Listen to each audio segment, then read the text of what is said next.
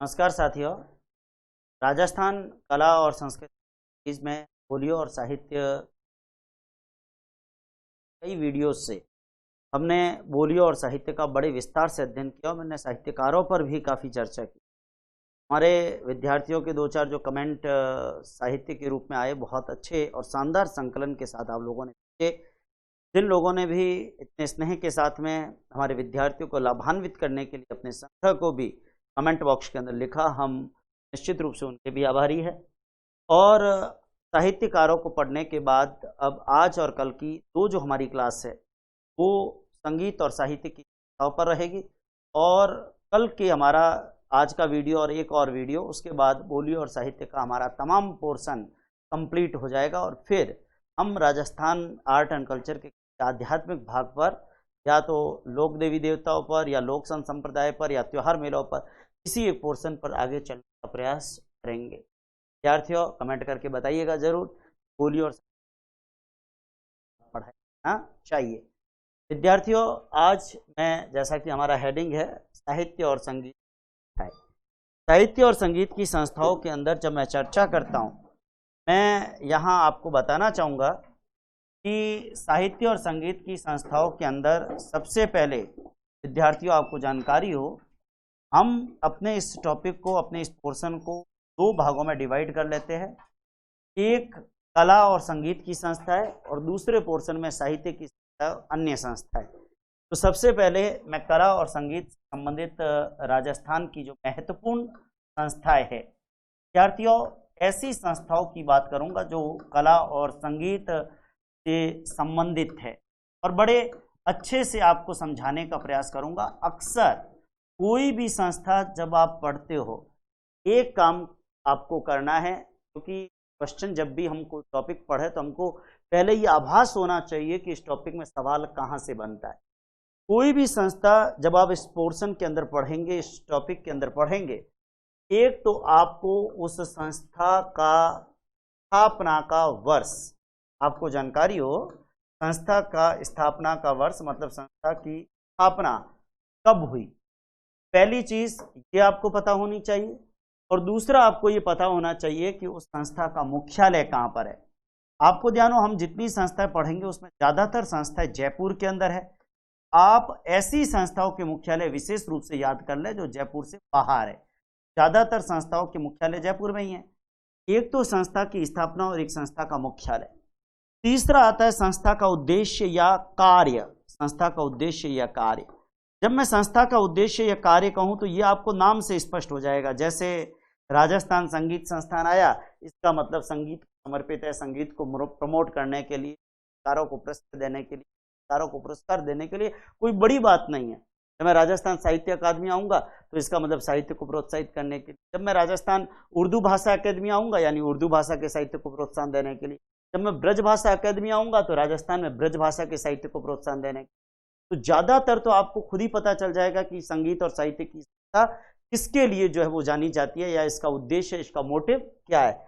लेकिन अगर किसी संस्था के नाम में उसका उद्देश्य नहीं झलक रहा है तो आपको उसका उद्देश्य या कार्य विशेष रूप से ध्यान रखना है। और एक बात मैं आपको बता दूं, जब मैं यहाँ कला और संगीत की संस्थाओं का जिक्र कर रहा हूं, जब शब्द संगीत आता है तो इसका मतलब अक्सर हमारे विद्यार्थी केवल सॉन्ग से लेते हैं, सॉन्ग, गाना।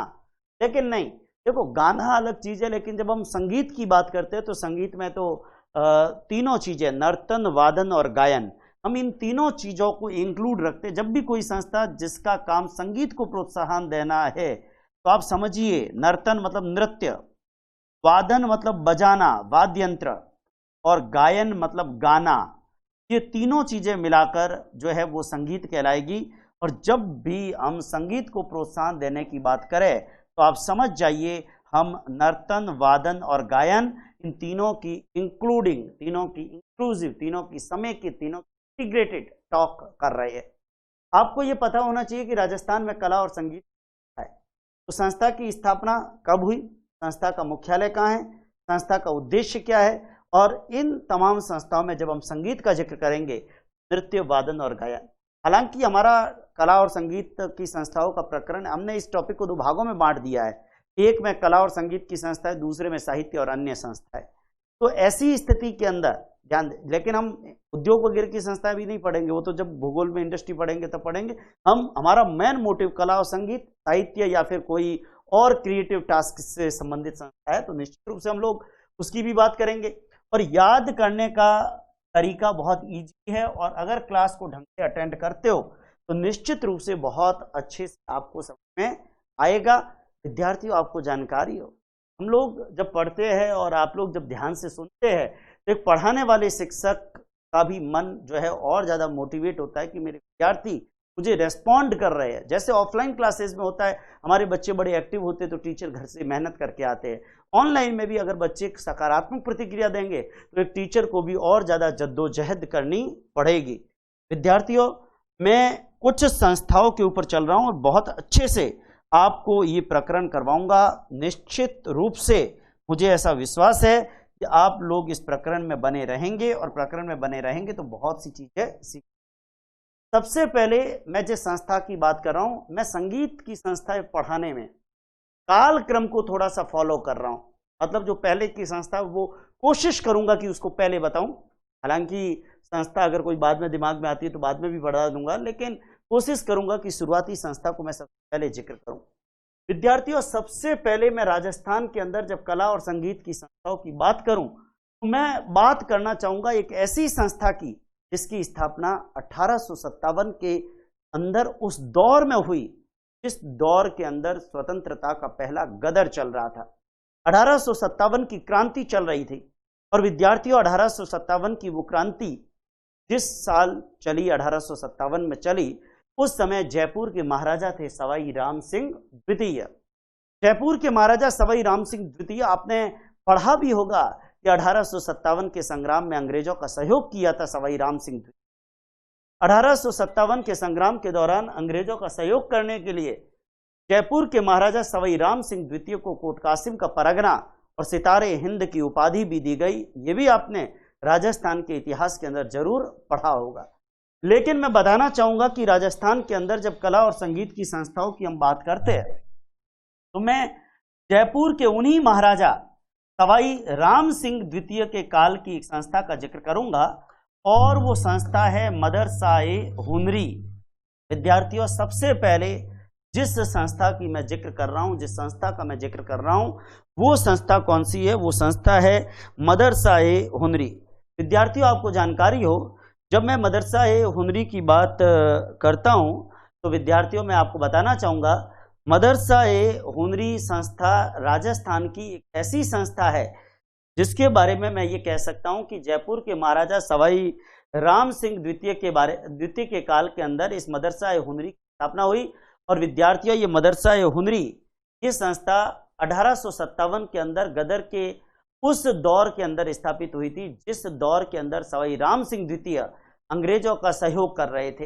विद्यार्थियों, आपको जानकारी हो, जिस दौर के अंदर 1857 के अंदर सवाई राम सिंह द्वितीय अंग्रेजों का सहयोग कर रहे थे, उसी दौर के अंदर सवाई राम सिंह द्वितीय ने उनके कार्यकाल में, उनके शासनकाल में एक संस्था की स्थापना हुई और उस संस्था का नाम है मदरसा-ए-हुनरी। विद्यार्थियों, ये मदरसा-ए-हुनरी की संस्था 1857 में स्थापित हुई। बहुत महत्वपूर्ण संस्था, ध्यान देना। ये संस्था 1857 के अंदर उस दौर में स्थापित हुई जिस दौर में प्रथम स्वतंत्रता संग्राम चल रहा था। ये एक महत्वपूर्ण बात अपने को दिमाग के अंदर रखनी है। 1857 के अंदर मदरसा-ए-हुनरी, जैसे मदरसा शब्द, मदरसा मतलब शिक्षा का केंद्र, और हुनरी, हुनरी मतलब ये शब्द बना है हुनर से। हुनर मतलब स्किल, स्किल मतलब कौशल। और कैसा कौशल? चित्रकला और रंग कर्म को प्रोत्साहन देने का कौशल। विद्यार्थियों, ध्यान देना, अगर कहीं किसी संस्था के नाम में उसका उद्देश्य झलके नहीं तो वो निश्चित रूप से आपको याद रखना है कि उस संस्था का मोटिव क्या है, उस संस्था का उद्देश्य क्या है। 1857 के अंदर मदरसा-ए-हुनरी की स्थापना हुई, और मदरसा-ए-हुनरी की स्थापना का जो मूल उद्देश्य या मदरसा-ए-हुनरी का जो मूल कार्य है वो है चित्रकला या रंग से संबंधित जो कार्य है, रंग कर्म। इस चित्रकला या रंग कर्म को प्रोत्साहन देना, ये प्रोत्साहन देने का काम विशेष रूप से मदरसा-ए-हुनरी का है। और विद्यार्थियों, मैं बताना चाहूंगा कि मदरसा-ए-हुनरी की जो स्थापना हुई वो जयपुर के शासक सवाई राम सिंह द्वितीय के काल में हुई।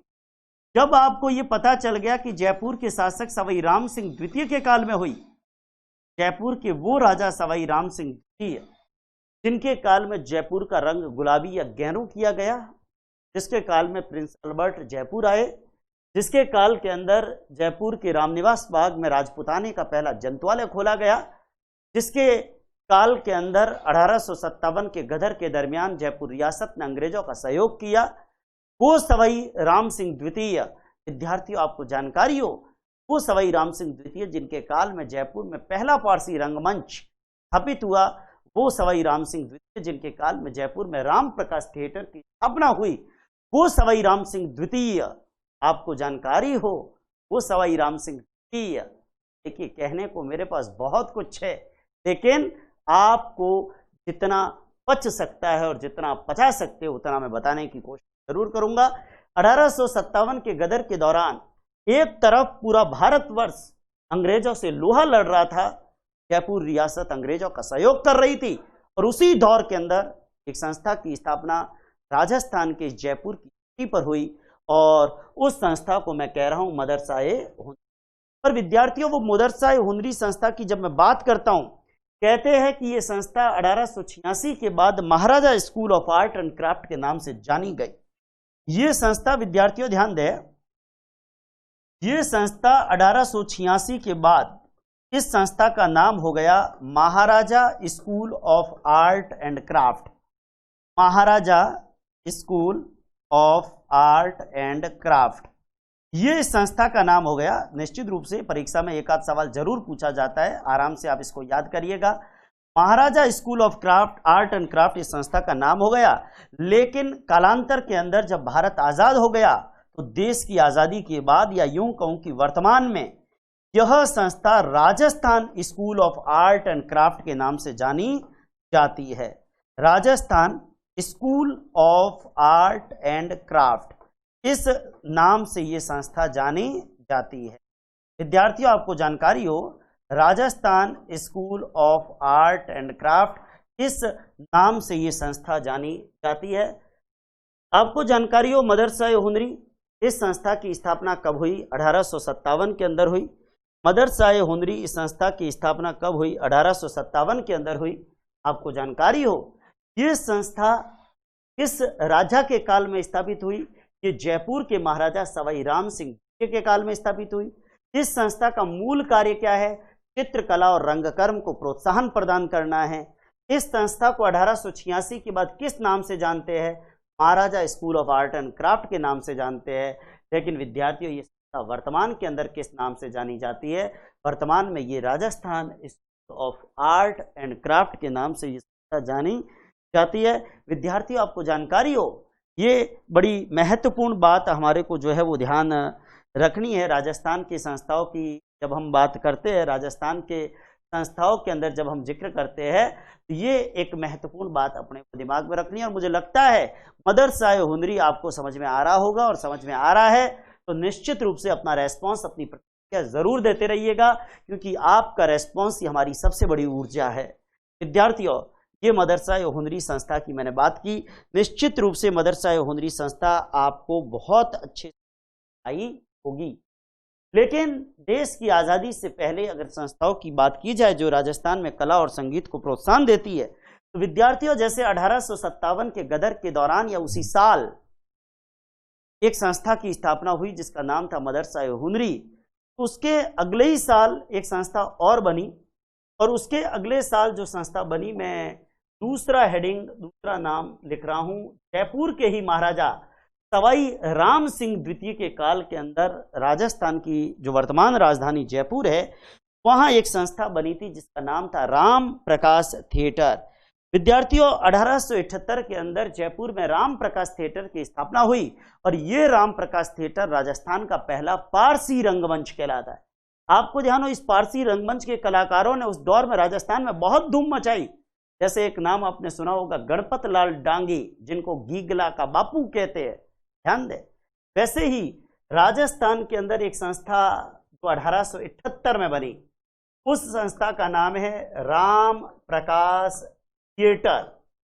थिएटर का मतलब यहां कोई ऑपरेशन थिएटर नहीं है, ये रंगमंच का थिएटर है। यानी जहां नाटक, थिएटर में क्या होते हैं, ड्रामा, नाटक, तो नाटक या ड्रामा खेलने के लिए ये राम प्रकाश थिएटर। पहली चीज कहां है, एक काम अपने को करना है, जब भी किसी संस्था के मुख्यालय पर चर्चा करे, इतना समझ ले कि उस संस्था के साथ उसका स्थान बोल दे। जैसे अपन बोलते हैं ना आरपीएससी अजमेर, जैसे अपन बोलते हैं शिक्षा निदेशालय बीकानेर, तो याद हो जाता है राजस्व मंडल अजमेर। तो आप बोले मदरसा हुनरी जयपुर, आप बोले राम प्रकाश थिएटर जयपुर, तो आपको ऑटोमेटिकली संस्था याद हो जाएगी। ये राम प्रकाश थिएटर कहाँ है, जयपुर के अंदर है।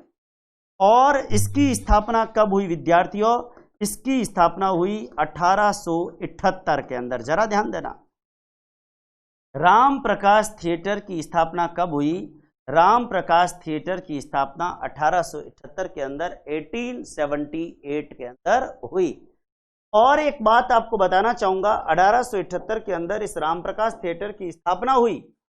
ये राम प्रकाश थिएटर जो 1878 में स्थापित हुआ, क्योंकि बात राम प्रकाश थिएटर की कर रहा हूं, तो ये एक प्रकार का थिएटर है। और जब थिएटर का जिक्र होता है तो विद्यार्थियों, और एक चीज और भी बता दूं कि किस राजा के काल में हुआ, मुझे लगता है इसमें तो कोई दिक्कत तो होनी नहीं चाहिए, क्योंकि सवाई राम सिंह द्वितीय, विद्यार्थियों जयपुर के राजा सवाई राम सिंह सेकेंड, इनका अगर काल देखोगे तो वो था 1835 से लेकर और 1880, इस कालक्रम के बीच की जो भी घटनाएं आ जाए उसमें हमारे को सवाई राम सिंह द्वितीय का नाम याद रखना है।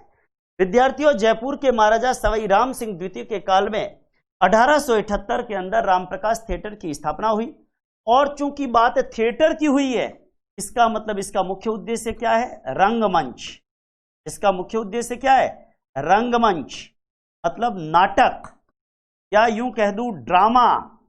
और आपको जानकारी हो, ये राजस्थान का पहला पारसी रंगमंच। विद्यार्थियों बड़े अच्छे से अपने दिमाग के अंदर बिठाइएगा, ये राजस्थान का पहला पारसी रंगमंच है।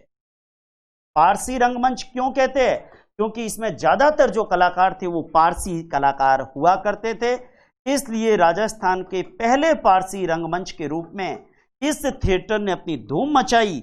और विद्यार्थियों एक बात आपको बताना चाहूंगा, यहाँ कई सारे मैं ये कह सकता हूं कि राम प्रकाश थिएटर के अंदर कई सारे पारसी कलाकार थे जो थिएटर के माध्यम से, रंगमंच के माध्यम से अपनी धूम मचाने में सफल रहे। ऐसे ही एक कलाकार हुआ करते थे गणपत लाल डांगी। ये जब थिएटर में भाग लेते थे विद्यार्थियों, या फिर जब ये ड्रामों में भाग लेते थे, तो अक्सर एक किरदार निभाया करते थे गीगला। और अपने मारवाड़ी में छोटे छोटे टाबरियो ने की कया करो गीगलो, छोटे छोटे टाबरिये ने पे क्या गीगलो, और वो गीगले रो किरदार निभाता गणपत लाल जी डांगी। ज्यादातर आपको जानकारी हो, गणपत लाल जी जो डांगी साहब है, कहते हैं गणपत लाल जी डांगी के ज्यादातर किरदार जो है वो निभाया करते थे गीगले का, और इसलिए ये गीगले के बापू के नाम से लोकप्रिय हो गए। परीक्षा में कभी पूछ ले गीगला का बापू किसे कहते हैं, गीगला का बापू कहते हैं गणपत लाल डांगी को। ध्यान देना, ये एक कलाकार थे, एक ड्रामा करते थे, ड्रामेटिक एक्सपर्ट हुआ करते थे। राजस्थान के पारसी रंगमंच के प्रमुख कलाकारों में शुमार होते हैं गणपत लाल डांगी, और ये अक्सर अपने किरदारों में गीगले का किरदार करते थे, और इसलिए इनको हम गीगला का बापू भी कहते हैं। विद्यार्थियों समझ में आ रहा है तो निश्चित रूप से अपना रेस्पॉन्स दीजिएगा। राम प्रकाश थिएटर जयपुर में है, इसकी स्थापना 1878 में हुई, सवाई राम सिंह द्वितीय के काल में हुई। ये राजस्थान का पहला पारसी रंगमंच है, और पारसी कलाकारों ने चूंकि इसके अंदर अपनी धूम मचाई, विद्यार्थियों आपको जानकारी हो, चूंकि पारसी कलाकारों ने अपनी धूम जो है वो मचाई थी, आपको जानकारी हो, पारसी कलाकारों ने अपनी धूम चूंकि इसके अंदर मचाई थी। यहाँ विशेष रूप से अपने को ये बात जो है वो दिमाग के अंदर रखना है, क्योंकि पारसी कलाकारों ने अपनी धूम मचाई, इसलिए विद्यार्थियों विशेष रूप से मैं आपको बताना चाहूँगा, पारसी कलाकारों ने अपनी धूम यहाँ पर जो है वो मचाई थी। गौर करिएगा, पारसी कलाकारों ने अपनी धूम इसके अंदर मचाई, और जो पारसी कलाकारों ने अपनी धूम यहाँ पर मचाई, उन कलाकारों के अंदर एक कलाकार गणपत लाल डांगी भी हुए, और ये गीगले का किरदार निभाया करते थे। ये गणपत लाल जी डांगी को क्या कहते हैं, गीगला का बापू कहते हैं। G for Ganpat Lal, G for Gigla, Gigla का बापू कौन? गणपत लाल डांगी। गणपत लाल डांगी को कहते हैं गीगला का बापू। ये राजस्थान का पहला पारसी रंगमंच है। मुझे लगता है समझ में आ रहा है, तो निश्चित रूप से क्या करना है आप सबको वो तो आपको पता है। तीसरा संस्था पे आ रहा हूं। विद्यार्थियों, देश की आजादी से पहले जो संस्थाएं बनी, देश की आजादी से पहले जो संस्थाएं बनी, उसमें मैंने 1857 के मदरसा हुनरी की बात की। उसमें मैंने आपको जानकारी हो 1878 में जयपुर के सवाई राम सिंह द्वितीय के काल में बने रामप्रकाश थिएटर की बात की। और तीसरी चर्चा मैं कर रहा हूं मारवाड़ नाटक संस्था। विद्यार्थियों, मारवाड़ नाटक संस्था, मारवाड़ नाटक संस्था। अब आप देखिए, मारवाड़ ये भी पारसी रंगमंच था एक प्रकार का। मारवाड़ नाटक संस्था, जब मैं मारवाड़ नाटक संस्था, देखिए हमने केवल संगीत नहीं, कला और संगीत की संस्था है कहा, तो नाटक भी एक प्रकार की कला है ना। मारवाड़ नाटक संस्था, तो मारवाड़ नाटक संस्था मारवाड़ में ही होगी, सीधी सी बात है। और उस समय मारवाड़ रियासत के नाम से, या आज भी मारवाड़ क्षेत्र का मतलब भी जोधपुर संभाग का क्षेत्र होता है, उस समय तो जोधपुर रियासत का ऑफिशियल नाम ही मारवाड़ रियासत था। तो कहने का मतलब मारवाड़ नाटक संस्था कहाँ है? जोधपुर के अंदर है मारवाड़ नाटक संस्था। और विद्यार्थियों, ये जोधपुर में मारवाड़ नाटक संस्था, इसकी स्थापना 1897 में हुई। और इसकी स्थापना 1897 में किसने की? जोधपुर के रहने वाले लक्ष्मण दास डांगी ने। ध्यान देना, 1897 में इस संस्था की स्थापना हुई, और इस संस्था की स्थापना की जोधपुर के ही लक्ष्मण दास डांगी। विद्यार्थियों, आपको जानकारी हो संस्था की स्थापना की जोधपुर के ही लक्ष्मण दास डांगी। एक सवाल आपको पूछ रहा हूं, 1897 के अंदर जिस समय मारवाड़ नाटक संस्था की स्थापना हुई, उस समय जोधपुर के राजा कौन थे? नंबर 1 सरदार सिंह,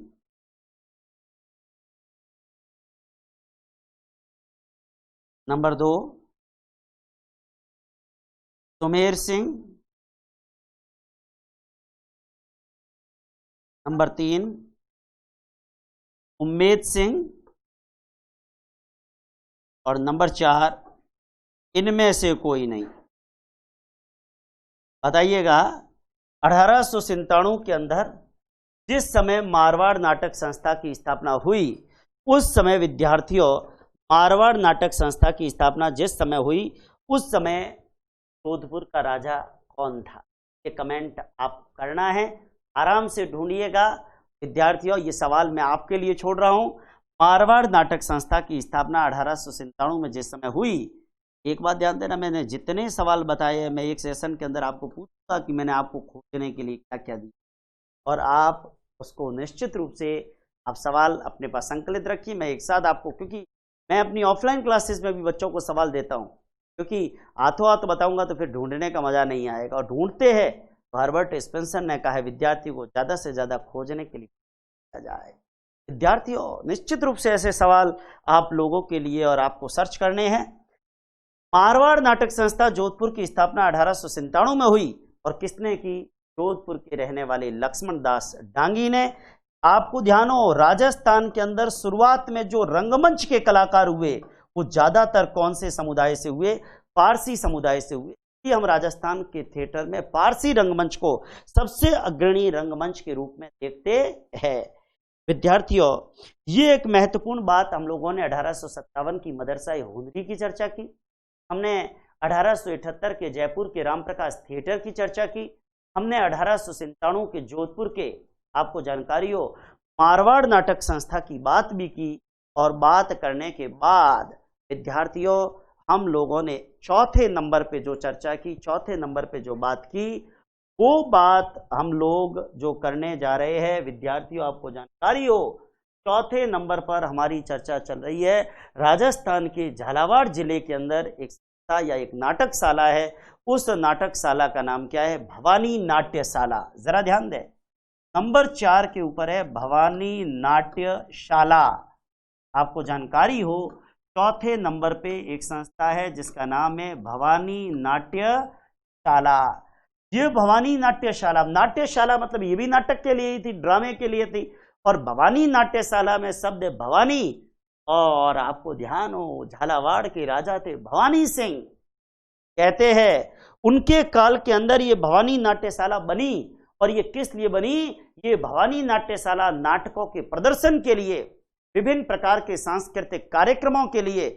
जो ओपेरा स्टाइल है, ब्रिटेन के अंदर एक स्टाइल है ओपेरा, मतलब open theatre, open theatre style में, ओपेरा स्टाइल के अंदर 1921 में झालावाड़ के राजा भवानी सिंह जी के काल में एक नाट्यशाला की स्थापना हुई। ध्यान देना, ये भवानी नाट्यशाला राजस्थान के कौन से जिले के अंदर है? ये झालावाड़ जिले के अंदर है। झालावाड़, झालावाड़।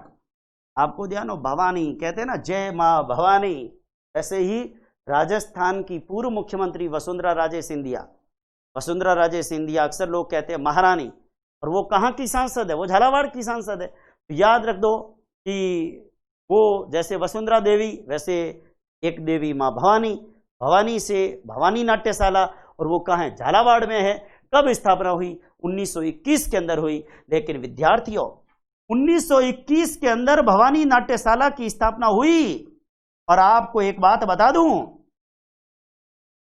ये ओपेरा स्टाइल के ऊपर बना हुआ है। ध्यान देना, ये संस्था जो बनी हुई है ये ओपेरा शैली के ऊपर बनी हुई है। ओपेरा, भवानी नाट्यशाला जो संस्था बनी हुई है ये ओपेरा शैली के ऊपर, ओपेरा शैली पर बनी संस्था है। जरा ध्यान दे, भवानी नाट्यशाला ओपेरा शैली पर बनी संस्था है, या यूं कहूं कि या ये जो थिएटर है ये थिएटर ओपेरा स्टाइल पर है। ओपेरा स्टाइल का मतलब क्या है? Open theatre. ध्यान देना, ये कैसा थिएटर है? ये ओपन थिएटर है। आपको जानकारी हो, ये ओपन थिएटर की बात मैं कर सकता हूं। विद्यार्थियों, आपको जानकारी हो, इसको मैं लिख सकता हूं ओपन थिएटर, या यूं कह सकते हैं यह खुला रंगमंच है। ध्यान दीजिएगा, ओपन थिएटर कह दो या खुला रंगमंच कह दो, बिल्कुल ऊपर से एकदम ब्लैंक, जैसे ओपन थिएटर स्टाइल का, ओपेरा स्टाइल का ये एक रंगमंच है। और ओपेरा शैली का ये रंगमंच विद्यार्थियों, ये भवानी नाट्यशाला राजस्थान के झालावाड़ जिले में है। ये नाटकों के प्रदर्शन और विभिन्न सांस्कृतिक कार्यक्रमों के प्रस्तुतिकरण के लिए एक आदर्श मंच का कार्य करता है। नाटक प्लस सांस्कृतिक कार्यक्रमों का प्रस्तुतिकरण करना, और ड्रामे या फिर जो जैसे 15 अगस्त 26 जनवरी को होते हैं ना सांस्कृतिक कार्यक्रम, वैसे कोई कल्चरल प्रोग्राम्स करवाने हो, उनके लिए ये एक बढ़िया मंच का काम करता है। वास्तव में इसको हमने संस्था में जरूर पढ़ रहे हैं, लेकिन संस्था तो है ही, मगर संस्था के साथ भवानी नाट्यशाला एक बिल्डिंग है, एक जगह है, जहां ओपन थिएटर स्टाइल के ऊपर, ओपेरा शैली के ऊपर एक रंगमंच बना हुआ है, और उस जगह का नाम है भवानी नाट्यशाला। और ये भवानी नाट्यशाला कब बनी? 1921 के अंदर बनी। मुझे लगता है समझ में आ रहा होगा, और आ रहा है तो वापस बताइए, मैंने 4 संस्थाएं कौन सी बताई, नंबर वाइज बताइएगा। सबसे पहले मैंने पहली संस्था बोली थी जो 1857 में बनी, कौन सी संस्था थी? मदरसा-ए हुनरी। कहाँ है? जयपुर में। और इसका नाम 1886 के बाद हुआ Maharaja School of Art and Craft, और भारत की आजादी के बाद, या यूं कहूं वर्तमान में इसका नाम है Rajasthan school of Art and craft. दूसरी संस्था मैंने बताई 1878 के अंदर, कौन सी संस्था है? राम प्रकाश थिएटर जयपुर में, सवाई राम सिंह द्वितीय के काल में राजस्थान का पहला पारसी रंगमंच। तीसरी संस्था मैंने जो आपको बताई 1897 के अंदर जोधपुर के अंदर मारवाड़ नाटक संस्था जो बनाई लक्ष्मण दास डांगी ने, और चौथी संस्था 1921 के अंदर झालावाड़ में बनी, और उस संस्था का नाम है भवानी नाट्यशाला। विद्यार्थियों, निश्चित रूप से आप लोग आ रहा है तो जरूर बताइएगा, और अपनी प्रतिक्रिया भी जरूर दीजिएगा। आपको जानकारी हो, थोड़ा सा आपकी अनुमति से मैं पानी पी लूं। फ्री अनुमति मान लेता हूं। फ्री अनुमति कैसे? जैसे आपको ध्यान हो, भारत के संविधान के अनुसार वित्त विधेयक और धन विधेयक देश की लोकसभा में प्रस्तुत किए जाते हैं, तो उसके लिए राष्ट्रपति की पूर्वानुमति का होना आवश्यक है। ठीक है, तो मैं पानी पी रहा हूं, इसके लिए आपकी पूर्वानुमति है, ऐसा मैं मानकर चलता हूं। ध्यान देना।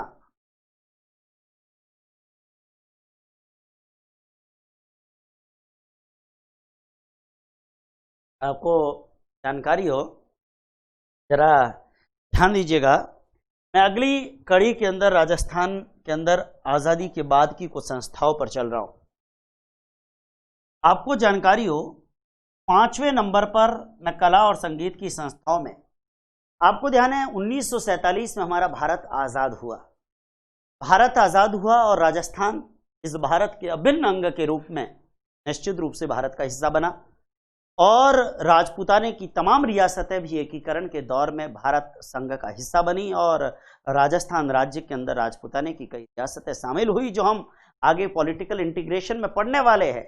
लेकिन मैं बताना ये चाह रहा हूं, ध्यान दे विद्यार्थियों, मैं बताना ये चाह रहा हूं कि जब 1950 के अंदर हमारे देश का कॉन्स्टिट्यूशन लागू हुआ, उस समय हमारे राजस्थान राज्य के अंदर भी केवल देखो, देश आजाद हुआ है तो हमारी जिम्मेदारी भी बढ़ गई, देश का संविधान लागू हुआ, हमारी जिम्मेदारी और बढ़ गई। और जब जिम्मेदारी और बढ़ी तो हम चाहते थे कि हमारा देश अपने पुराने गौरव की तरफ चले, और हमारा देश पुराने गौरव की तरफ जब चलेगा, कब चलेगा? जब हम अपने आर्ट एंड कल्चर को मजबूत करें। और हम आर्ट एंड कल्चर को मजबूत करेंगे तो इसके लिए हमें संस्थाएं भी बनानी पड़ेगी, और इसके लिए जब हमें संस्थाएं बनानी पड़ेगी तो हमने पहला ही काम 1950 के अंदर किया और हमने एक संस्था बनाई जिसका नाम था राजस्थान संगीत संस्थान। कहां है विद्यार्थियों? जयपुर। अब आप गौर करिए, अभी तक मैंने जितनी संस्थाएं बताई है, सबसे पहले मैंने मदरसा-ए-हुनरी जयपुर बताया, फिर रामप्रकाश थिएटर भी जयपुर बताया, लेकिन फिर मारवाड़ नाटक, तो मारवाड़ नाटक संस्था में तो 9 मायो मारवाड़, तो मारवाड़ नाटक संस्था मारवाड़ में वाला यानी जोधपुर, और चौथा भवानी नाट्यशाला मां भवानी की तरह ही एक देवी वसुंधरा जहां की सांसद है, झालावाड़। और अब मैं ले रहा हूं राजस्थान संगीत संस्थान। विद्यार्थी, और राजस्थान, अगर कभी संस्था का मुख्यालय याद नहीं रहे, आपको एक बात बताना चाहूंगा कि आप उसके साथ में उसका मुख्यालय जोड़ दे। जैसे अपन कहते हैं आरपीएससी अजमेर, जैसे अपन कहते हैं स्कूल डायरेक्टरेट बीकानेर, वैसे ही अपन कहते हैं राजस्थान संगीत जयपुर। विद्यार्थियों, ये राजस्थान संगीत संस्थान जयपुर है, और ये राजस्थान संगीत संस्थान जयपुर है। विद्यार्थियों, जब राजस्थान संगीत संस्थान की बात मैं करता हूं, राजस्थान संगीत संस्थान की जब मैं बात करूंगा, विद्यार्थियों आपको जानकारी हो, ये राजस्थान संगीत संस्थान जयपुर 1950 के अंदर जब देश का कॉन्स्टिट्यूशन लागू हुआ, आपको जानकारी हो, उसी दौर के अंदर हमने राजस्थान संगीत संस्थान की स्थापना की। और नाम क्या है इसका? नाम देखो, मुख्यालय तो आ ही गया जयपुर, कोई बड़ी बात नहीं है। राजस्थान संगीत संस्थान का मुख्यालय तो जयपुर आ गया, लेकिन स्थापना, अब नाम ही है राजस्थान संगीत संस्थान, यानी कि राजस्थान में संगीत को प्रोत्साहन देने वाली सबसे बड़ी संस्था है, और संगीत को प्रोत्साहन देने वाली सबसे बड़ी संस्था हमने 1950 के अंदर खोली। विद्यार्थियों, इसकी स्थापना का वर्ष क्या हो गया? 1950। लेकिन एक बात और भी याद रखें, और वो क्या याद रखना है कि देखो, इसका उद्देश्य आपको याद करने की जरूरत ही नहीं है, संगीत को प्रोत्साहन देना। और संगीत को प्रोत्साहन देना, संगीत का मतलब खाली गाना नहीं, संगीत का मतलब तो तीनों ही चीजें आ गई, नर्तन यानी नृत्य, वादन यानी कि बजाना, गायन यानी कि गाना। नृत्य, वादन और गायन, इन तीनों को, संगीत को मतलब कि नर्तन, वादन और गायन, इन तीनों को प्रोत्साहित करना। और मैं आपको बताना चाहूंगा, संगीत को प्रोत्साहित करना मतलब इसके अंदर जब हम जाएंगे तो कहते हैं कि संगीत का प्रशिक्षण देने के लिए यह संस्था आज पूरे राजस्थान में लोकप्रिय। संगीत का प्रशिक्षण देने के लिए ट्रेनिंग, ध्यान दीजिएगा, म्यूजिक की ट्रेनिंग। और म्यूजिक की ट्रेनिंग का मतलब केवल गाना नहीं, नाचना, बजाना और गाना, इसकी ट्रेनिंग देने के लिए राजस्थान संगीत संस्थान कार्य करती है। विद्यार्थियों, अगर कभी जयपुर जाने का मौका मिले, निश्चित रूप से वहां पर जो राधा कृष्णन शिक्षा संकुल में ब्लॉक 4, जहां कॉलेज शिक्षा निदेशालय भी है, वहां जाओगे तो आपको राजस्थान संगीत संस्थान भी जरूर देखने को मिलेगी। और विद्यार्थियों, ये संगीत को प्रोत्साहन और संगीत का प्रशिक्षण देने का कार्य ये संस्था करती है। विद्यार्थियों, आपको बता दूं, यहां नर्तन, वादन और गायन का प्रशिक्षण दिया जाता है। कहते हैं कि 1980 से पहले इस संस्था का जो प्रभार था, एक बात ध्यान देना, 1980 से पहले ये संस्था, वैसे तो स्वायत्त संस्था है, लेकिन 1980 से पहले इस संस्था का कार्यभार जो देखा करती थी, कहते हैं कि 1980 से पहले ये संस्था शिक्षा निदेशालय बीकानेर के अंडर में थी। ध्यान देना, शिक्षा निदेशालय। अब बच्चे पूछेंगे सर प्रारंभिक या माध्यमिक? आप अगर गौर करेंगे तो 1997 से पहले ये प्रारंभिक और माध्यमिक दोनों क्या थे? साथ में ही थे। तो शिक्षा निदेशालय बीकानेर के अंडर में थी 1980 से पहले। 97 से पहले प्राथमिक माध्यमिक निदेशालय एक ही थे, तो 80 से पहले ये शिक्षा निदेशालय बीकानेर के अंडर में। लेकिन 1980 के बाद लेटर ऑन, उसके बाद आपको जानकारी हो, उसके बाद ये दे दिया गया कॉलेज शिक्षा निदेशालय, हायर एजुकेशन को। आपको ध्यान हो, कॉलेज शिक्षा निदेशालय मतलब उच्च शिक्षा विभाग, उच्च शिक्षा निदेशालय जो हायर एजुकेशन है हमारा, उसको इसका प्रभार दे दिया गया मॉनिटरिंग का काम। ध्यान दें, राजस्थान संगीत संस्थान 1980 से पहले शिक्षा निदेशालय बीकानेर इसकी मॉनिटरिंग करता था, और 1980 के बाद इसकी मॉनिटरिंग का कार्य कॉलेज शिक्षा निदेशालय को सौंप दिया गया। और एक बात, जब 1950 में ये संस्था बनी, ये देखो नाम भले ही राजस्थान संगीत संस्थान है, वास्तव में ये एक इंस्टीट्यूट है जो ट्रेनिंग प्रोवाइड करता है म्यूजिक की, और बाकायदा इसके फर्स्ट प्रिंसिपल थे मिस्टर ब्रह्मानंद गोस्वामी। लेकिन इतना गहराई में जाने की जरूरत भी नहीं है और ये पूछा भी नहीं जाएगा, लेकिन जानकारी के लिए बता रहा हूं, फर्स्ट प्रिंसिपल इसके थे ब्रह्मानंद गोस्वामी। एक प्रकार का कॉलेज कह सकते हो इसको, पहले स्कूल की तरह ट्रीट होता था, कॉलेज की तरह ट्रीट होता है, डिप्लोमा डिग्री संगीत के अंदर। निश्चित रूप से राजस्थान संगीत संस्थान जयपुर, इसकी स्थापना कब हुई विद्यार्थियों? इसकी स्थापना हुई 1950 के अंदर। क्या काम करता है? संगीत का प्रशिक्षण देता है, प्रोत्साहन देता है, नृत्य वादन गायन की ट्रेनिंग यहां पर दी जाती है। 1980 से पहले यह शिक्षा निदेशालय बीकानेर के अंडर में था, मगर 1980 के बाद विद्यार्थियों आपको ध्यान हो कि कॉलेज शिक्षा निदेशालय को इसका कार्य जो है वो दे दिया गया। ये एक महत्वपूर्ण बात हमारे को दिमाग के अंदर निश्चित रूप से जो है विद्यार्थियों रखनी है। समझ में आ रहा है? आ रहा है? आ रहा है? आ रहा है समझ में? तो क्या काम करना है आपको? देखो, विडंबना तब होती है जब इतनी मेहनत के साथ और ऑथेंटिक मटेरियल के साथ। सबसे बड़ी बात क्या है?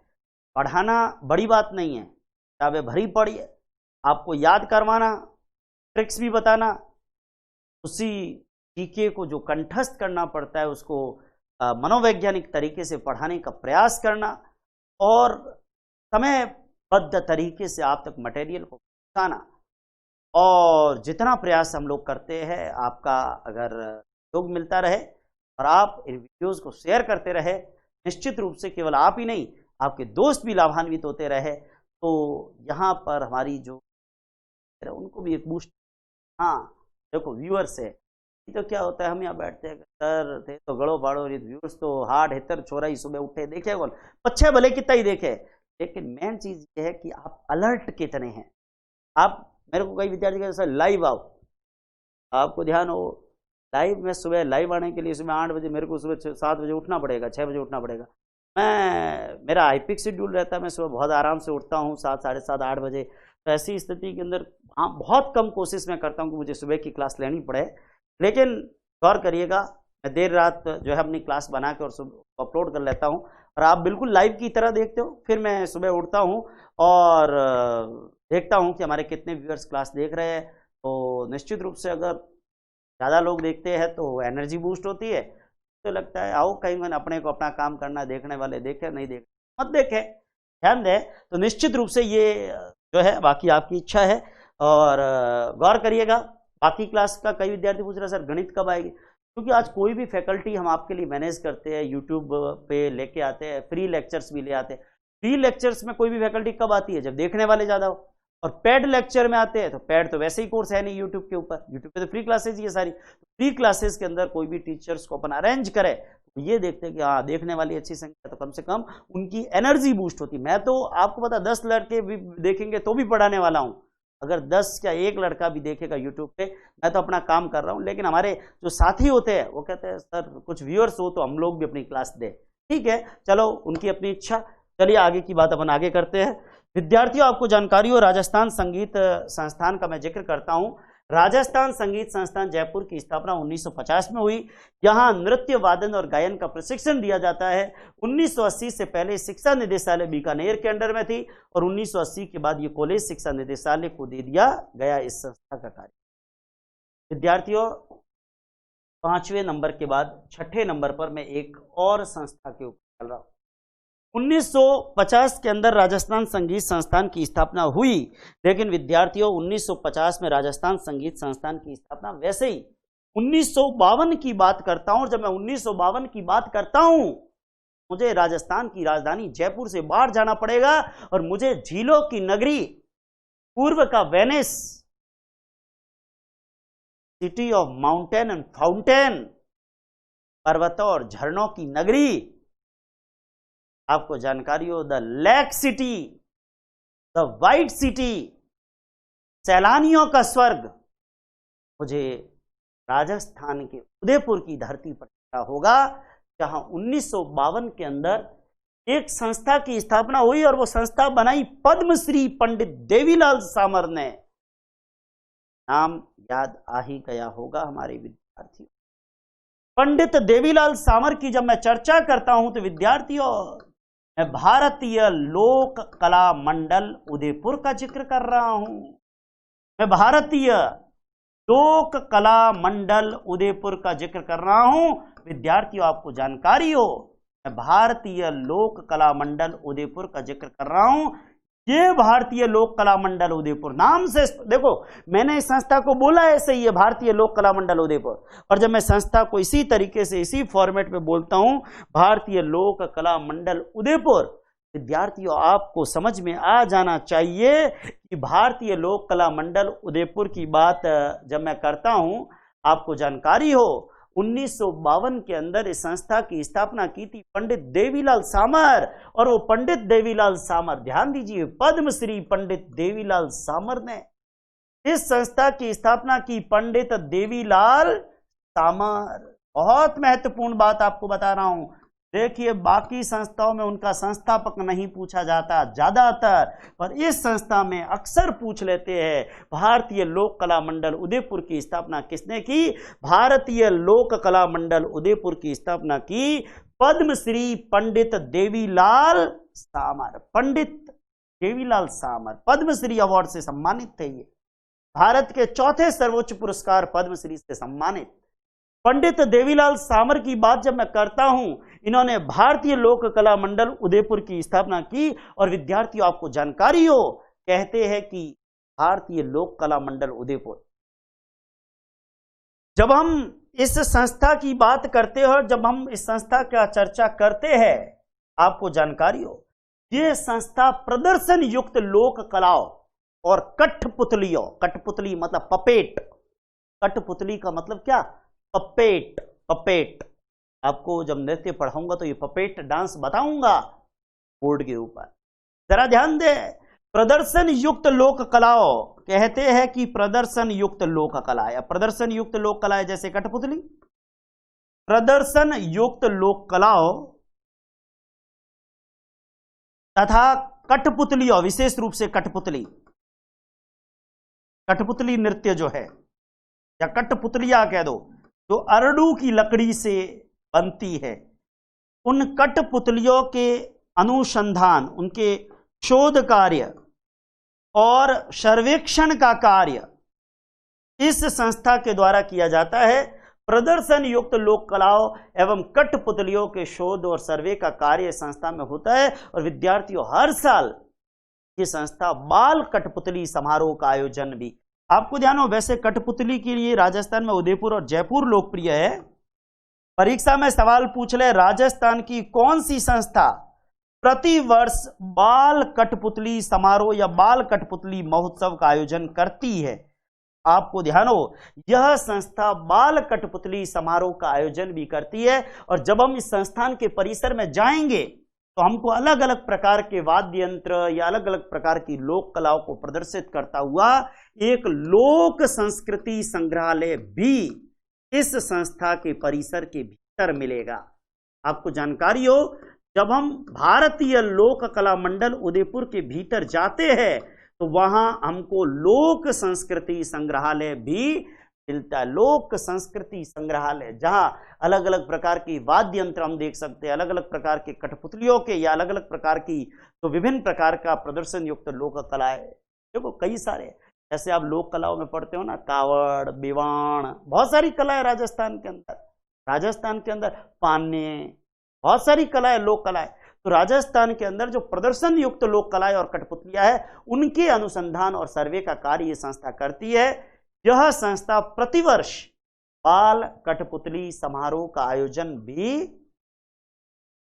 आपको ध्यान हो, यह संस्था प्रतिवर्ष बाल कठपुतली समारोह का आयोजन भी करती है। यह संस्था प्रदर्शन युक्त लोक कलाओं तथा कठपुतलियों के शोध और सर्वे का कार्य भी करती है। यह संस्था 1952 में किसने बनाई थी? पंडित देवीलाल। भारतीय लोक कला मंडल उदयपुर, भारतीय लोक कला मंडल उदयपुर, भारतीय लोक कला मंडल उदयपुर स्थापना किसने की? 1952 के अंदर पद्मश्री लाल सामर, पद्मश्री पंडित देवीलाल सामर ने भारतीय लोक कला मंडल उदयपुर की स्थापना की। विद्यार्थियों प्रदर्शन युक्त लोक कलाओं और कठपुतलियों के अनुसंधान और सर्वे का कार्य इस संस्था के द्वारा किया जाता है और ये संस्था बाल कठपुतली समारोह का आयोजन भी करती है। अगली संस्था के रूप में चल रहा हूं विद्यार्थियों, जैसे ये भारतीय लोक कला मंडल उदयपुर है, वैसे ही एक संस्था आती है जिसका नाम है राष्ट्रीय कला मंडल जोधपुर। ध्यान देना, राष्ट्रीय कला मंडल, एक संस्था है जिसका नाम है राष्ट्रीय कला मंडल। वो था भारतीय लोक कला मंडल, ये राष्ट्रीय कला मंडल। देखो भारतीय लोक कला मंडल कहाँ है? उदयपुर। लेकिन राष्ट्रीय कला मंडल कहाँ है? जोधपुर। राष्ट्रीय कला मंडल कहाँ है? संस्था का नाम ऐसे ही याद करो, राष्ट्रीय कला मंडल जोधपुर। आपको ध्यान हो, भारतीय लोक कला मंडल उदयपुर की स्थापना 1952 में पंडित देवीलाल सामर ने की, लेकिन राष्ट्रीय कला मंडल जोधपुर की स्थापना 1954 के अंदर, विद्यार्थियों आपको जानकारी हो, कहते हैं कि स्वर्गीय गोवर्धन लाल काबरा। जब मैं इस शख्स की बात करता हूं, मेरा जो बीएड हुआ है वो साहब Govardhan Lal Kabra teachers training college Jodhpur से हुआ। बीएड कॉलेज मेरा SGLTT कॉलेज जोधपुर, साहब गोवर्धन लाल काबरा जो महेश ट्रस्ट का जोधपुर का एक बात माना हुआ, जिसको CTE की मान्यता भी है, कॉलेज टीचर्स एजुकेशन का ग्रेड जिसके पास है, बहुत माना हुआ राजस्थान का जो है वो चर्चित बीएड कॉलेज है। जस्ट मैं जहां कॉलेज में बीएड करता था उसके जस्ट पास हेडक्वार्टर है राष्ट्रीय कला मंडल जोधपुर, और मैं जिस कॉलेज में पढ़ता था वो भी साहब गोवर्धन लाल काबरा बीएड कॉलेज था, उसमें भी गोवर्धन लाल जी काबरा की मूर्ति। और ये जो संस्था बिल्कुल हमारे कॉलेज के पास हुआ करता था जोधपुर के अंदर, इसकी स्थापना भी किसने की थी?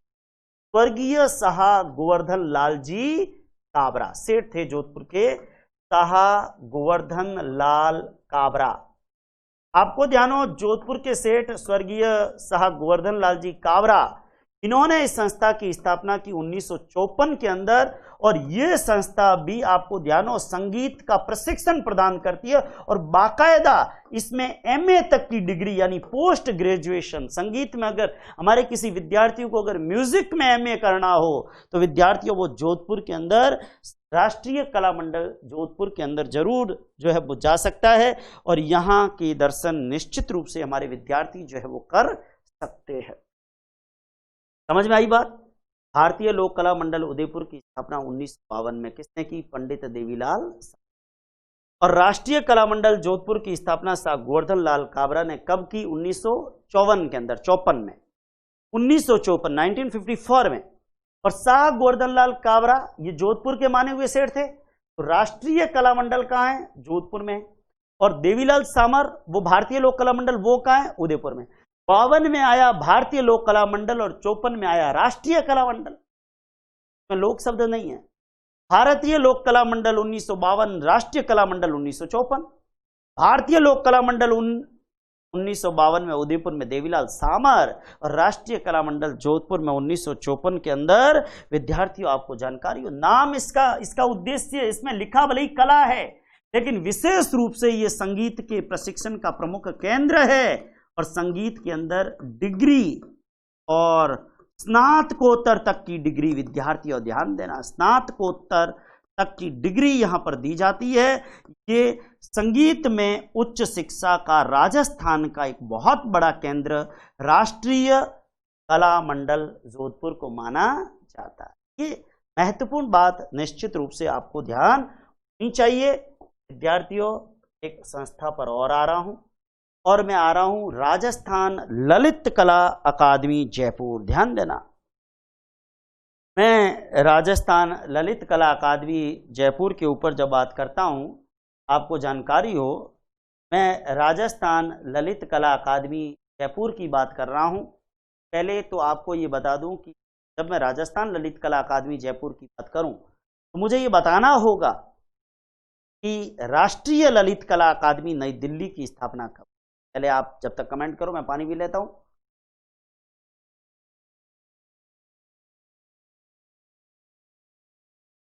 आपको जानकारी हो, हेडिंग तो मैं राजस्थान का ही लगा रहा हूं कि राजस्थान जी के पढ़ रहे हैं। राजस्थान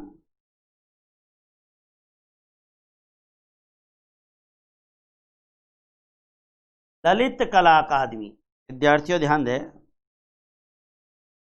राजस्थान ललित कला अकादमी जयपुर, राजस्थान ललित कला अकादमी जयपुर। विद्यार्थियों, राजस्थान ललित कला अकादमी जयपुर, सबसे पहले इस संस्था को समझने के लिए आपको अब तक ये तो याद हो गया ना कि भारतीय लोक कला मंडल उदयपुर और राष्ट्रीय कला मंडल जोधपुर। भारतीय लोक कला मंडल उदयपुर 1952 और राष्ट्रीय कला मंडल जोधपुर 1954। राजस्थान ललित कला अकादमी जयपुर की बात करता हूं, तो मैं अपनी बात को समझाने के लिए सबसे पहले आपको यह समझाना चाहूंगा कि राष्ट्रीय ललित कला अकादमी नई दिल्ली, ध्यान देना, राष्ट्रीय ललित कला अकादमी नई दिल्ली, इसकी स्थापना 1954 के अंदर हुई। ध्यान देना, क्योंकि 1954 में जोधपुर में पढ़ा राष्ट्रीय कला मंडल जोधपुर। जब हमने 1954 के अंदर राष्ट्रीय कला मंडल जोधपुर पढ़ा, तो उसमें राष्ट्रीय शब्द 1954 में आया। 1954 में ही एक और राष्ट्रीय ले लो, राष्ट्रीय ललित कला अकादमी, लेकिन वो जोधपुर में नहीं, वो नई दिल्ली में। और राष्ट्रीय कला ललित कला अकादमी नई दिल्ली में जब 1954 में स्थापित हुई, आपको जानकारी हो तो उसके अनुसरण में भारत के कई राज्यों ने अपनी स्टेट एकेडमीज की स्थापना की, और तब इसी राष्ट्रीय ललित कला अकादमी नई दिल्ली के अनुसरण में राजस्थान ललित कला अकादमी जयपुर की स्थापना भी हुई। और क्योंकि भारत में 1954 में हुई, राजस्थान के अंदर ललित कला अकादमी की स्थापना होते होते 3 साल गुजर गए, और इसलिए इसकी स्थापना हुई 1957। आपको जानकारी हो, भारत में राष्ट्रीय ललित कला अकादमी, भारत के अंदर राष्ट्रीय ललित कला अकादमी जो नई दिल्ली है, उसकी स्थापना कब हुई? 1954 के अंदर हुई।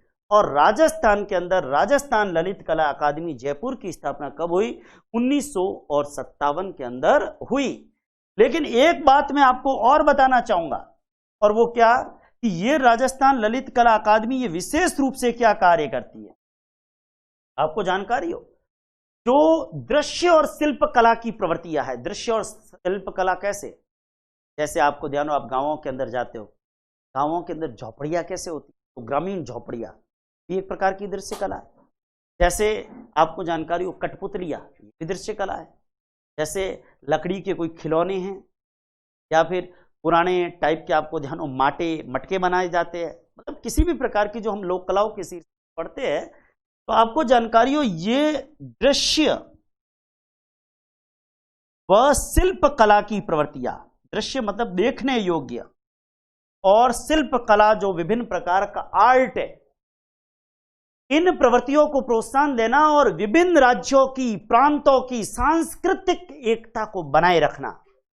जो इसका उद्देश्य, जब ये संस्था बनी थी उस समय इसके जो मोटिव के अंदर जो बात कही गई, मैं उसी बात को दोहरा रहा हूं। दृश्य व शिल्प कला की प्रवृत्तियों को प्रोत्साहित करना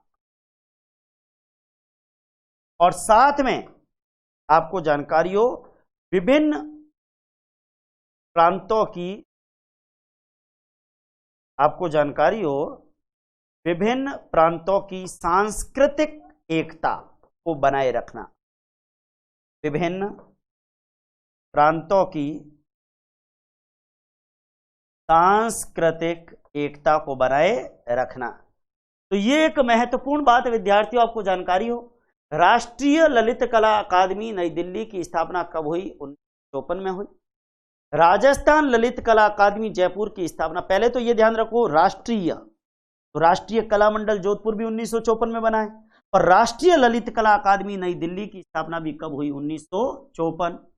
उसके बाद आपको ध्यान रखना है राजस्थान ललित कला अकादमी, तो राष्ट्रीय ललित कला अकादमी 54 में बनी, उससे राजस्थान आते आते 3 साल लग गए, क्योंकि दिल्ली जयपुर घणो आगो तो कहीं दिल्ली नलवरण है डाके ने आया जयपुर, लेकिन राजस्थान ललित कला अकादमी जयपुर की स्थापना हुई 1957 के अंदर।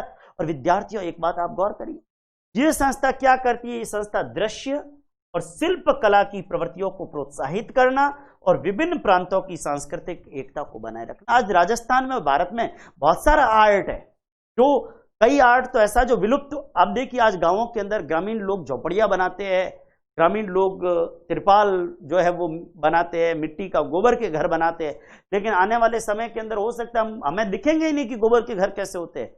आज भी हमारे घरों में गोबर की बहुत सारी वस्तु है, जैसे कोठिया, जैसे वो अनाज रखने के लिए सोरिया वगैरह, तो ऐसी चीजें अब नई जनरेशन कहां देखती है, तो ये धीरे धीरे विलुप्त हो रही। तो हम ये चाहते हैं कि हमारी वो दृश्य और शिल्प कला की प्रवृत्तियां कम से कम जिंदा रहे और हमारी आने वाली पीढ़ियां भी वो देखे कि ऐसी ऐसी कलाएं इस राजपुताने की धरती पर होती थी। दृश्य और शिल्प कला की प्रवृत्तियों को प्रोत्साहन देना और विभिन्न प्रांत अपनी सांस्कृतिक एकता को स्थापित कर सके, एस्टेब्लिश कर सके, इसके लिए विद्यार्थियों एक संस्था काम करती है, राजस्थान ललित कला अकादमी जयपुर। अपने को क्या याद रखना है? अपने को क्या याद रखना है? अपने को याद रखना है राजस्थान। देखो सबसे पहले 1950 के अंदर राजस्थान जयपुर, 1952 में भारतीय लोक कला मंडल उदयपुर और 1954 में राष्ट्रीय कला मंडल जयपुर। तो 54 में जब राष्ट्रीय कला मंडल जोधपुर आया, राष्ट्रीय शब्द आते ही एक और राष्ट्रीय ले लो, राष्ट्रीय ललित कला अकादमी नहीं, वो भी 54, लेकिन 54 में राष्ट्रीय ललित कला अकादमी राष्ट्रीय ललित कला अकादमी नई दिल्ली, राष्ट्रीय कला मंडल जोधपुर, लेकिन राष्ट्रीय ललित कला अकादमी नई दिल्ली। नई दिल्ली से राजस्थान आते 3 साल लग गए। 1957 में राजस्थान ललित कला अकादमी जयपुर, और 57 में जयपुर के ललित ने 57 में जयपुर के ललित ने जोधपुर में आकर संगीत और नाटक किया। तो 57 में ही राजस्थान संगीत नाटक अकादमी जोधपुर। अगली संस्था आ रहा हूं, ध्यान दे, अगली संस्था पे आ रहा हूं। संस्थाएं बहुत सारी है, ध्यान दीजिएगा, आपको जानकारी हो। राजस्थान संगीत एवं नाटक अकादमी, देखिए इस शब्द में संगीत भी आ गया और नाटक भी आ गया। राजस्थान संगीत नाटक अकादमी, आपको जानकारी हो राजस्थान संगीत नाटक अकादमी। और जब मैं बात राजस्थान संगीत नाटक अकादमी की करता हूं तो विद्यार्थियों राजस्थान के अंदर कहते हैं कि जोधपुर में एक स्वायत्त शासी निकाय के रूप में, एक ऑटोनोमस बॉडी के रूप में 1957 में, देखो याद कैसे करना है कि जयपुर के ललित ने जोधपुर में आकर संगीत नाटक किया। तो जयपुर का ललित मतलब जयपुर में राजस्थान ललित कला अकादमी, वो भी 57 में, और जयपुर के ललित ने जोधपुर में आकर संगीत भी किया और नाटक भी, मतलब गाना बजाना नाचना और नाटक ये सब कुछ किया। जयपुर के ललित ने जोधपुर में आकर संगीत और नाटक किया। तो जयपुर में ललित कला अकादमी 57 है और जोधपुर के अंदर, इससे आपको मुख्यालय भी याद हो गया, क्योंकि दोनों संस्थाएं 57 में ना, तो आपको मुख्यालय भी याद हो गया कि 57 में जयपुर के ललित ने, मतलब जयपुर में ललित कला अकादमी, और जोधपुर में आकर संगीत और नाटक किया, यानी जोधपुर में राजस्थान संगीत नाटक अकादमी। इसकी स्थापना कब हुई विद्यार्थियों, आपको जानकारी हो, इसकी स्थापना हुई 1957 के अंदर। और कार्य क्या करती है, नाम से स्पष्ट है, नाटक। संगीत का मतलब नृत्य, वादन, गायन, और चौथा शब्द तो लिखा हुआ है ऊपर, ड्रामा यानी कि नाटक। इन सभी को प्रोत्साहन देने के लिए एक ऑटोनोमस बॉडी के रूप में, एक स्वायत्त शासी संस्था के रूप में, स्वायत्त शासी संस्थाएं होती है ना, जैसे माध्यमिक शिक्षा बोर्ड अजमेर है। देखो एक्चुअली क्या होता है, जैसे राजस्थान का कोई सरकारी डिपार्टमेंट है, 31 मार्च को वहां बजट यूज नहीं किया, मान लो 5 लाख का बजट था, 3 लाख यूज किया, 2 लाख गवर्नमेंट ने वापस ले ली, क्योंकि वो तो गवर्नमेंट की बॉडी है। लेकिन जो स्वायत्त निकाय होते हैं, 31 मार्च के बाद भी पैसा पड़ा है तो संस्था के खुद के बजट, गवर्नमेंट उनको अनुदान जरूर देती है, बजट देती जरूर है, लेकिन ऐसा नहीं कि मर्जी आए तब ले लिया। उस संस्थाओं के बजट भी अपने अलग होते हैं और बजट पास करती है खुद, ऑटोनोमस बॉडी के रूप में अपने डेवलपमेंट के लिए वो संस्थाएं काम करती है। विद्यार्थियों, एक स्वायत्त शासी निकाय के रूप में राजस्थान संगीत नाटक अकादमी जोधपुर की स्थापना हुई 1957 में। तो 1957 में जयपुर के ललित ने जोधपुर में आकर संगीत और नाटक किया। तो 1954 के अंदर ये देखो आप, 1950 में राजस्थान संगीत संस्थान जयपुर, 1952 के अंदर भारतीय लोक कला मंडल उदयपुर, 1954 के अंदर राष्ट्रीय कला मंडल जोधपुर, 1954 के अंदर ही राष्ट्रीय ललित कला अकादमी नई दिल्ली, और 1957 के अंदर राजस्थान ललित कला अकादमी जयपुर, और 1957 में ही राजस्थान संगीत नाटक अकादमी जोधपुर। विद्यार्थियों, 1957 के अंदर राजस्थान संगीत नाटक अकादमी जोधपुर के बाद मैं अगली संस्था के रूप में लेकर चल रहा हूं 1960 के अंदर। आपको ध्यान हो, जब मैं 1960 के अंदर आपको लेकर चल रहा हूं, 1960 के अंदर जब मैं लेकर चल रहा हूं आपको विद्यार्थियों, तो 1960 के अंदर राजस्थान में एक संस्था जिसकी स्थापना हुई, रूपायन संस्थान, रूपायन संस्थान। और विद्यार्थियों, ये रूपायन संस्थान कहां है, ये रूपायन संस्थान है बोरुंदा गांव जोधपुर। ध्यान देना, ये रूपायन संस्थान है बोरुंदा गांव जोधपुर। बोरुंदा, आपको ध्यान है बोरुंदा, जिसका जिक्र मैंने कल भी किया था, विजयदान देथा की कर्मभूमि, विजयदान देथा की जन्मभूमि। विद्यार्थियों, ये रूपायन संस्थान 1960 के अंदर इसकी स्थापना हुई। संगीत, नृत्य, नाटक, वाद्य, विद्यार्थियों इन सबको संरक्षण प्रदान करती है। और राजस्थान में जो विलुप्त होती हुई कलाएं हैं, विलुप्त होते हुए नृत्य है, विलुप्त होते हुए गीत है, उनको प्रोत्साहित करने के लिए, विलुप्त होती हुई कलाओं को सुरक्षित रखने के लिए, संरक्षित करने के लिए राजस्थान की यह संस्था काम करती है, रूपायन संस्थान बोरुंदा जोधपुर। विद्यार्थियों, इस संस्था की स्थापना कब हुई थी, बताइए, फटाफट बताइए, इस संस्था की स्थापना कब हुई। इस संस्था की स्थापना हुई 1960 के अंदर। इस संस्था की स्थापना कब हुई, इस संस्था की स्थापना हुई 1960 के अंदर। विद्यार्थियों, 1960 के अंदर, 1960 के अंदर इस संस्था की स्थापना हुई। यह संस्था रूपायन संस्थान बोरुंदा जोधपुर के नाम से जानी जाती है। और विद्यार्थियों, ये संस्था जिस व्यक्ति ने स्थापित की, इसके संस्थापक, वैसे पहला नाम जो आता है वो तो आता है पद्मश्री कोमल कोठारी। विद्यार्थियों, इस संस्था के संस्थापक, जो अध्यक्ष या यूं कह दूं कि संस्था के संस्थापक कौन थे, कोमल कोठारी, पद्मश्री कोमल कोठारी और पद्मश्री विजयदान देथा। हालांकि विजयदान देथा भी इस संस्था के सह संस्थापक माने जा सकते हैं। विजयदान देथा का इस संस्था को आगे बढ़ाने में बड़ा महत्वपूर्ण योगदान रहा। विजयदान देथा तो खुद बोरुंदा के ही थे, लेकिन कोमल कोठारी का बेसिकली जो संबंध था वो चित्तौड़गढ़ जिले के कपासन से था। ध्यान देना, कोमल कोठारी, अगर सवाल आ जाए राजस्थान के मशहूर कलाविद कोमल कोठारी का संबंध कहां से था, बोरुंदा से नहीं था। संस्था बोरुंदा में है, कोमल कोठारी इसके संस्थापक है, लेकिन कोमल कोठारी का संबंध बोरुंदा से नहीं था। कोमल कोठारी का संबंध था कपासन चित्तौड़। के फॉर कोमल कोठारी, के फॉर कोमल, के फॉर कोठारी, के फॉर कपासन। आपको जानो कोमल कोठारी कपासन के रहने वाले थे और इन्होंने रूपायन संस्थान बोरुंदा के संस्थापक माने जाते हैं। विद्यार्थियों, आपको बताना चाहूंगा कि रूपायन संस्थान बोरुंदा, रूपायन संस्थान बोरुंदा, बोरुंदा ध्यान दे, बोरुंदा विजयदान देथा की जन्मभूमि, विजयदान देथा की जन्मभूमि और कर्मभूमि।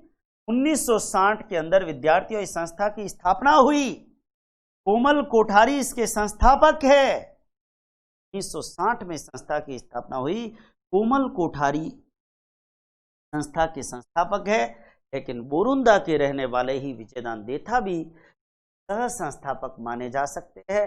और विद्यार्थियों, ये रूपायन संस्थान संगीत और नाटक या संगीत को, नृत्य, वादन, गायन, इनको तो प्रोत्साहन देती ही है, लेकिन साथ में विलुप्त होते हुए जो गीत और नृत्य है, मतलब विलुप्त कलाएं, उनको संरक्षित या उनको संरक्षण प्रदान करने का कार्य भी ये संस्था करती है। संगीत, आपको जानकारी हो, ये रूपायन संस्थान जो है ना, ये संगीत को मोटिवेट करती है, संगीत का प्रशिक्षण तो देती ही है, लेकिन ये रूपायन संस्थान, आपको जानकारी हो, ये संस्था, पहली चीज रूपायन संस्थान 59, संस्थापक कौन? कोमल कोठारी, सह संस्थापक विजयदान देथा। कोमल कोठारी कहाँ के? कपासन चित्तौड़ के। यह संस्था संगीत और विलुप्त कला, संगीत को तो प्रोत्साहन है ही, नृत्य, गायन, वादन, लेकिन साथ में विलुप्त कलाओं को भी संरक्षण प्रदान करने का कार्य ये संस्था करती है। और इस संस्था को मैं कह रहा हूं रूपायन संस्थान, और ये रूपायन संस्थान कहाँ है? बोरुंदा। विद्यार्थियों, अगले पेज पे क्लास आज बहुत लंबी हो गई है, लेकिन हमारे विद्यार्थी धैर्य बनाए रखें। अगर पढ़ना है, परीक्षा है, तो निश्चित रूप से आप पढ़ सकते हैं, आराम से कवर कर सकते हैं। 11वीं संस्था के रूप में और 12वीं संस्था के रूप में विद्यार्थियों, मैं अब दो संस्थाएं ऐसी ले रहा हूं जो दो व्यक्तियों के नाम पर है। जरा ध्यान दें, दो संस्थाएं अब मैं ऐसी ले रहा हूं जो दो व्यक्तियों के नाम पर है। जरा ध्यान दें, आपको जानकारी हो, इतना समय हो चुका है हमारे, आज तो बहुत लंबी क्लास हो गई हमारे विद्यार्थी, ध्यान दें। चलिए कोई बात नहीं, बहुत लंबी क्लास हो गई है, तो अब एक काम करते हैं। 1960 में रूपायन संस्थान तक हम जिक्र कर चुके हैं। संगीत और साहित्य की संस्थाओं का जो हमारा दूसरा भाग आएगा कल, उस दूसरे भाग के अंदर मेरा ये प्रयास है, मैं आपको जानकारी हो, एक जिस मोटिव पे मैं चर्चा करने वाला हूं, 1963 के अंदर आपको जानकारी हो रविंद्र रंगमंच, केराणु का जवाहर कला केंद्र। 1964 के अंदर गुरु का जो नगर श्री शोध संस्थान है, उसकी चर्चा भी करने वाला हूं, केंद्र, उसकी चर्चा भी मैं आपके सामने करने वाला हूं। और 1986 का पश्चिम, चाहता तो खूब हूं कि आज संगीत की सारी करवा लेता, लेकिन समय बहुत, अभी लगातार ले लूं पक्का।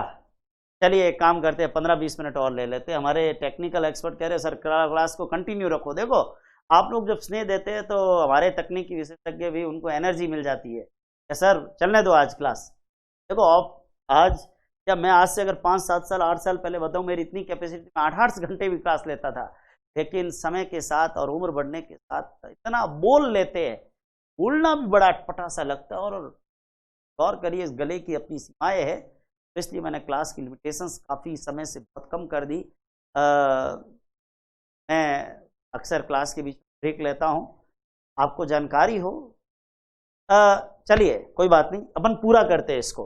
11वें नंबर पर एक संस्था मैं ले रहा हूं विद्यार्थियों, आपको जानकारी, मैं 1963 की एक संस्था की बात कर रहा हूं। चलो 15 मिनट और ले ही लेते हैं, 2-3 संस्थाएं रही है। 1963 के अंदर, साहित्य की अकेडमी तो अभी बाकी है, वो कर लेंगे। 1963 के अंदर एक संस्था बनी जिसका नाम था रविंद्र रंगमंच सोसाइटी। विद्यार्थियों, रविंद्र रंगमंच सोसाइटी, जरा ध्यान दें, ये रविंद्र रंगमंच सोसाइटी, ये रविंद्र रंगमंच सोसाइटी कहाँ है? जयपुर। देखिए, रविंद्र रंगमंच भी जयपुर में और जवाहर कला केंद्र भी कहाँ है? जयपुर में। और जब मैं बात रविंद्र रंगमंच सोसाइटी की करता हूं विद्यार्थियों, 1963 के अंदर इसकी स्थापना हुई जयपुर के राम निवास बाग में। आप एक बात ध्यान दो, 1963 और 1993, हमें 2 वर्ष में ले रहा हूं, दोनों वर्ष एक साथ लगातार ले रहा हूं, भले ही बीच की संस्था है अपन बाद में लेंगे, लेकिन 63 और 93 क्यों? अब आपको ध्यान हो, 63 में नेहरू जी तो जिंदा थे, और जिंदा आदमी के नाम से तो संस्था होती नहीं है, इसलिए 63 के अंदर तो ले लेते रविंद्रनाथ टैगोर को, रविंद्र रंगमंच। और 63 के बाद 73, 83 और 93 में तो नरसिम्हा राव जी प्रधानमंत्री थे, तो भाई नरसिम्हा राव जी कांग्रेस के थे, तो सोचा कि नेहरू जी को भी अमर कर लेते हैं, तो उन्होंने संस्था का नाम रख दिया जवाहर कला केंद्र। तो 63 में रविंद्र रंगमंच, क्योंकि दोनों में कंफ्यूज मत होना, रविंद्रनाथ टैगोर पहले आए इसलिए पहले नाम, 93 में जवाहरलाल नेहरू बाद में आए इसलिए बाद में नाम। जवाहरलाल नेहरू 1964 में उनकी मृत्यु हो गई, तो फिर तो अपन नाम रखने के लिए फ्री हो गए 93 में। 63 में तो नेहरू जी प्राइम मिनिस्टर थे, तो आप खुद नाम थोड़ी संस्था नाम ओढ़ देता, कोई भी जीवित व्यक्ति उनके नाम से संस्था का नाम होगा, लोग ऑब्जेक्शन करेंगे। तो विद्यार्थियों, आपको जानकारी हो, रविंद्र रंगमंच सोसाइटी जयपुर की बात जब करता हूं, तो विद्यार्थियों, इस संस्था की स्थापना कब हुई? 1963 के अंदर हुई। और ये संस्था कहते हैं कि 1963 के अंदर, विद्यार्थियों आपको जानकारी हो, 1963 के अंदर रविंद्र रंगमंच सोसाइटी की स्थापना, उस समय के हमारे केंद्रीय मंत्री हुमायूं कबीर आए थे जयपुर की धरती पर, और नृत्य, संगीत, गायन, वादन, या मैं यूं कह सकता हूं संगीत प्लस नाटक। संगीत का मतलब हमेशा 3 चीजें लेनी है, नृत्य,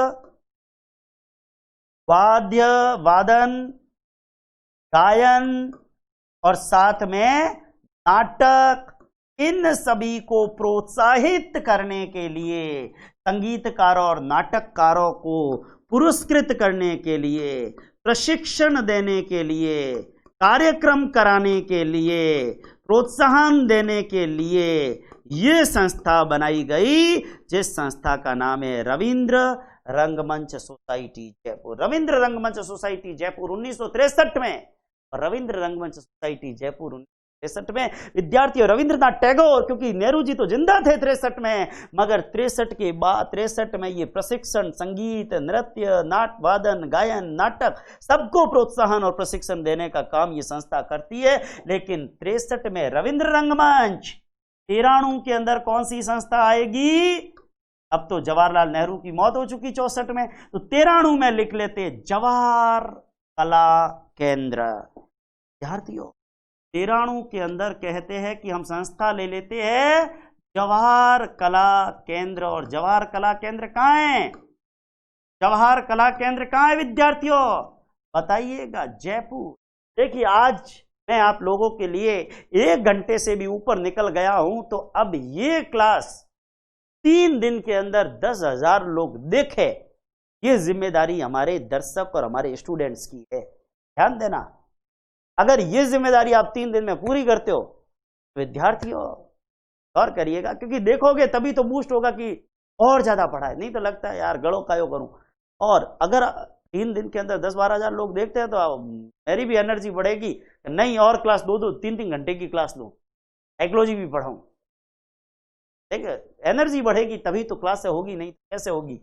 जवाहर कला केंद्र जयपुर, विद्यार्थियों आपको जानकारी हो, जवाहरलाल नेहरू के नाम से इसकी स्थापना हुई 1993 के अंदर। विद्यार्थियों, इसकी स्थापना 1993 में। रविंद्र रंगमंच सोसाइटी की स्थापना 63 में, लेकिन जवाहर कला केंद्र की स्थापना 1993 में। और उस समय के राष्ट्रपति, तत्कालीन राष्ट्रपति डॉक्टर शंकर दयाल शर्मा, देखो भारत के एक ऐसे राष्ट्रपति थे शंकर दयाल शर्मा, जो अगर चाहते, जब राजीव गांधी जी की मौत हो गई और 1990-91 के चुनाव में कांग्रेस जीत कर आई, तो प्रधानमंत्री बनने के लिए पहला प्रस्ताव शंकर दयाल शर्मा, जो उस समय उपराष्ट्रपति हुआ करते थे, पास गया, लेकिन शंकर दयाल शर्मा ने कहा कि मेरी तबीयत नासाज रहती है और मैं प्राइम मिनिस्टर बनूंगा। और तब कहते हैं कि एक ऐसे व्यक्ति जो आंध्र प्रदेश में अपने घर राजनीति से संन्यास लेकर चले गए, जो पहले कभी आंध्र प्रदेश के मुख्यमंत्री रहे थे, और एक ऐसी शख्सियत जिसने सोचा कि अब घर बैठूंगा, पोते पोतियों को खिलाऊंगा, दोहिते दोहितियों को खिलाऊंगा और खेती बाड़ी के अंदर अपने घर वालों को जो है वो सहयोग करूंगा। लेकिन कहते हैं कि जब शंकर दयाल शर्मा ने मना किया और किस्मत जगी उनकी, और वो थे पामोलापति वेंकट नरसिम्हा राव, जो बाद में भारत के प्रधानमंत्री बने 91 में, और जिन्होंने बाद में उदारीकरण, निजीकरण, वैश्वीकरण, मनमोहन सिंह जी उन्हीं के तो वित्त मंत्री बने थे।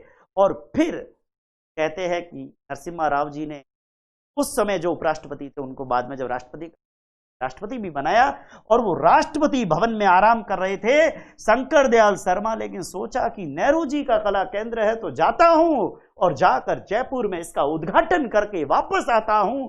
और जवाहर कला केंद्र का उद्घाटन करने के लिए उस समय के भारत के राष्ट्रपति शंकर दयाल शर्मा जयपुर पधारे, और 1993 के अंदर इस संस्था की स्थापना हुई जिसका नाम है जवाहर कला केंद्र जयपुर।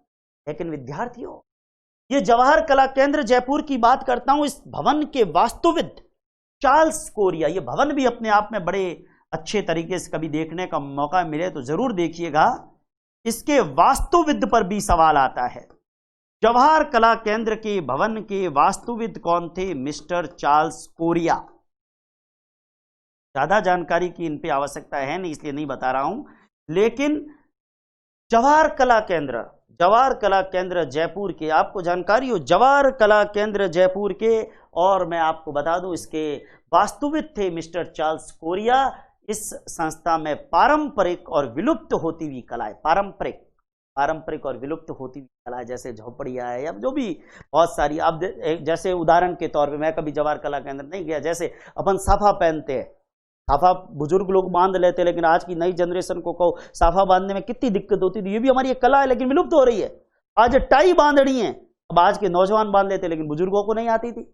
और आपको जानकारी आने वाले 20, 25, 50 साल बाद हो सकता है कि साफा पहनना ही भूल जाए। अब हम तो लोगों को टोपी पहनने और पहनाने में लगे, तो फिर साफा पहनना और पहनाना जो हमारी संस्कृति और हमारी इज्जत और प्रतिष्ठा का प्रतीक है, क्या पता हम आने वाले समय में भूल जाए। तो ऐसी कलाओं का संरक्षण भी जरूरी है। विद्यार्थियों, कहते हैं कि पारंपरिक और विलुप्त होती हुई कलाएं, पारंपरिक जैसे गांवों के अंदर ग्रामीण लोग झोपड़ियां बनाते हैं, पच्चियों की, लकड़ियों की, गोबर की, वो झोपड़ियां भी हम भूल जाए धीरे धीरे। जब नहीं बनाएंगे, पत्थर के पक्के मकान बनाएंगे तो हो सकता है भूल जाए। विद्यार्थियों, आपको जानकारी हो, कहते हैं कि विलुप्त होती हुई कलाओं के संरक्षण और संवर्धन का कार्य ये संस्था करती है। विलुप्त होती हुई कलाओं का संरक्षण और संवर्धन का कार्य ये संस्था करती है। विलुप्त होती हुई, ध्यान देना, विलुप्त होती हुई कलाओं, आपको जानकारी हो, विलुप्त होती हुई कलाओं के संरक्षण और संवर्धन का कार्य, कहते हैं कि विलुप्त होती हुई कलाओं के संरक्षण और संवर्धन का कार्य ये संस्था करती है। जरा ध्यान दें, विलुप्त होती हुई कलाओं के संरक्षण और संवर्धन का कार्य ये संस्था करती है। आपको जानकारी हो, आप जब जवाहर कला केंद्र के परिसर में जाओगे, यहां एक शिल्प ग्राम भी बना हुआ है।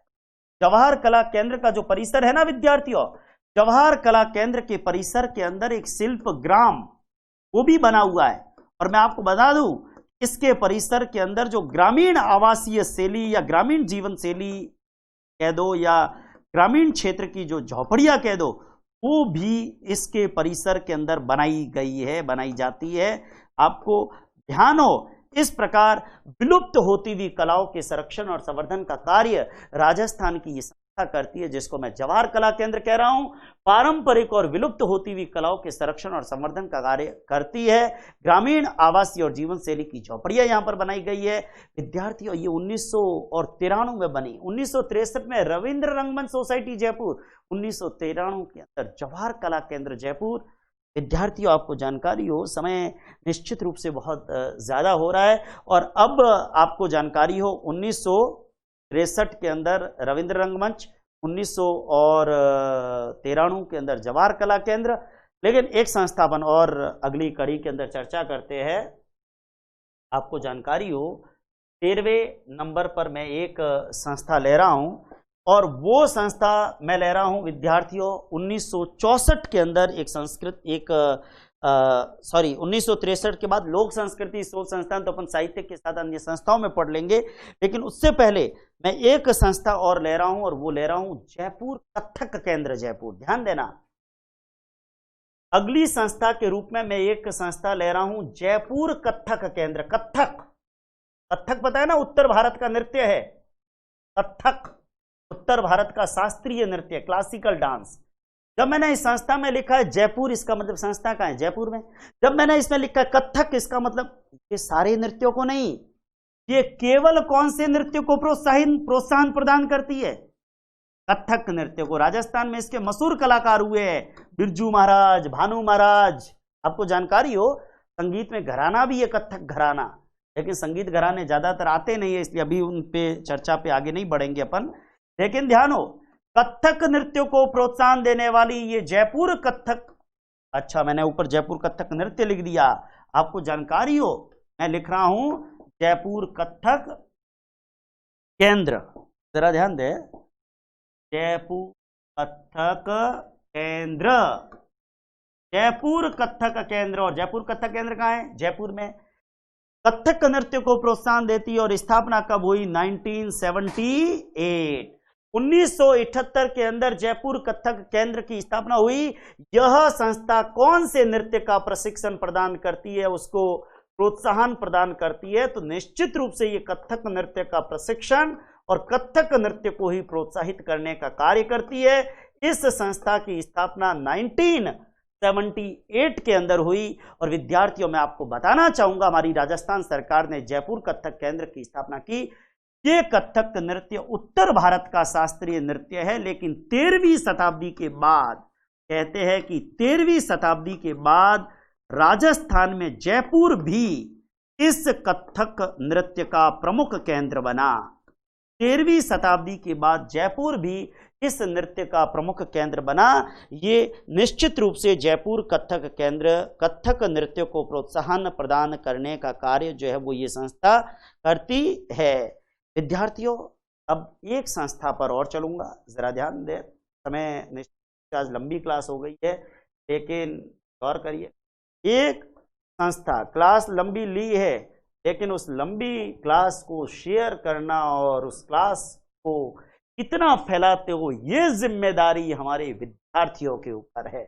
गौर करिएगा, टेलीग्राम पर, यूट्यूब पर, फेसबुक पर कितना शेयर करते हो, व्हाट्सएप पर, ये जिम्मेदारी हमारे विद्यार्थियों। आपको जानकारी हो एक संस्था में ले रहा हूं पश्चिमी क्षेत्र सांस्कृतिक केंद्र,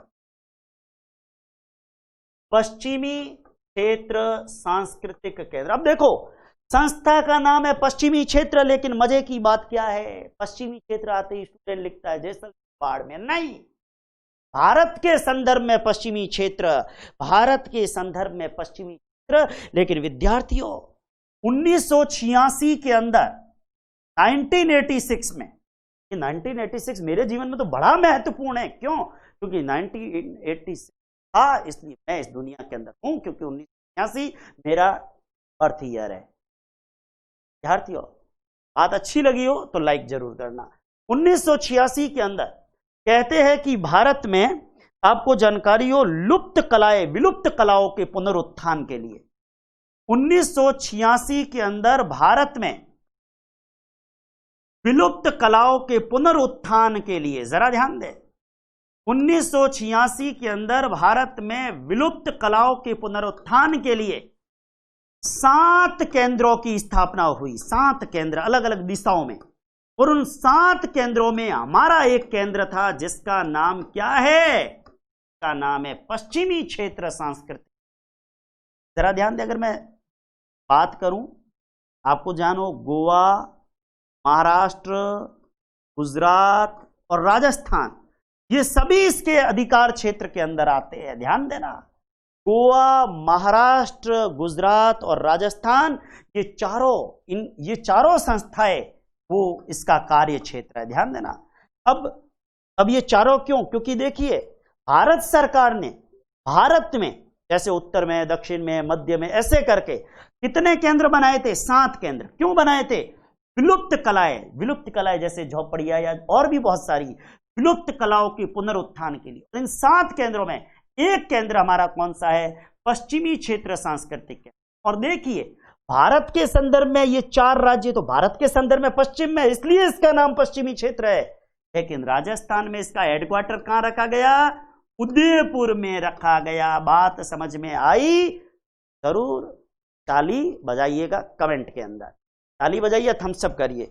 विद्यार्थियों, पश्चिमी क्षेत्र सांस्कृतिक केंद्र उदयपुर, जिसके अधिकार क्षेत्र में, जिसके कार्य क्षेत्र में गोवा, महाराष्ट्र, गुजरात और राजस्थान आते हैं। और इसकी स्थापना 1986 के अंदर इस संस्था की स्थापना जो है वो की गई थी। विद्यार्थियों, आ रहा है तो चाहिए। जाते जाते एक संस्था और बता देता हूं, लास्ट है या सेकंड लास्ट है, अपन बात की बात है, पहले पढ़ लेते हैं फिर देखते हैं। लास्ट है तो ठीक है, आपको जानकारी हो, मूड हुआ तो और बता देंगे। विद्यार्थियों, चलिए एक संस्था मैं आपको बता रहा हूं, सद्दीक खां मंगणियार। आपको जानकारी हो, सद्दीक खां मंगणियार लोक कला व अनुसंधान परिषद, ये संस्था आपको होमवर्क के लिए देख के जा, ध्यान देना, ढूंढना आराम से, सवाल संकलित करके रखिए, बाद में बताऊंगा। सद्दीक खां मंगणियार। एक तो आपका सवाल यह है कि सद्दीक खां मंगणियार कौन से लोक वाद्य के कलाकार थे, और दूसरा सवाल यह है कि सद्दीक खां मंगणियार लोक कला व अनुसंधान परिषद, लोक कला व अनुसंधान परिषद, या इस संस्था का दूसरा नाम है लोक रंग, ये संस्था कहां है? पहला सवाल। कब स्थापित हुई? दूसरा सवाल। और सद्दीक खां मंगणियार कौन सा वाद्य बजाया करते थे? तीसरा सवाल। और सद्दीक खां मंगणियार का मूल स्थान कौन से जिले से है? चौथा सवाल। ये सवाल मैं आपके लिए लेकर जा रहा हूं। और आज की क्लास विद्यार्थियों, मैं उम्मीद करता हूं कि आने वाले 3 या 4 दिन, 5 दिन के अंदर 10,000 लोगों से ऊपर तक ये क्लास पहुंचे। आप लोग अगर इसे शेयर करेंगे तो निश्चित रूप से ये पहुंचेगी। देखिए, मैं मेरे लिए नहीं कह रहा हूं शेयर करना, क्योंकि मेरे लिए शेयर करना होता तो मैं यूट्यूब पे बहुत पहले आ गया होता, लेकिन हमारी टेक्निकल टीम बूस्ट होती है जितने ज़्यादा व्यूअर्स होते हैं। निश्चित रूप से एक टीचर तो एनर्जेटिक होता ही जब उसको सुनने वाले होते। मैं हूँ वक्ता, और वक्ता हमेशा बकता है, और बकता क्यों है? ताकि लोग उसे सुनते हैं। तो निश्चित रूप से जितना सुनेंगे उतना ही वक्ता। और आप सभी का बहुत बहुत